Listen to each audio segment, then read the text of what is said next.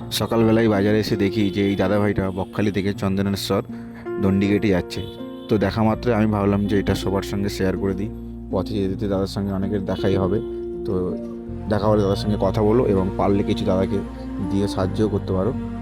এবং দাদার কাছে জানবো দাদা কেন এত কষ্ট করে দণ্ডি কেটে বাবার কাছে যাচ্ছে। তো চলো দাদার সঙ্গে একটু কথা বলি। তো মানে তোমার কি মনের কোনো আশা ছিল নাকি?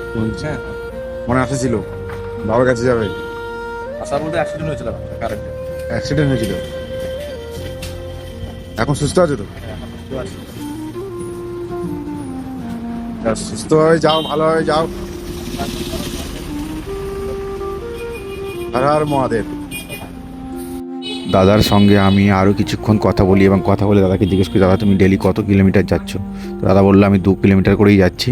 তো দাদা এখান থেকে ডায়মন্ডে পৌঁছাবে, ডায়মন্ড থেকে লঞ্চ করে কুকুরহাটি যাবে, কুকুরহাটি থেকে আবার ওখান থেকে দণ্ডি কেটে চন্দনেশ্বর যাবে।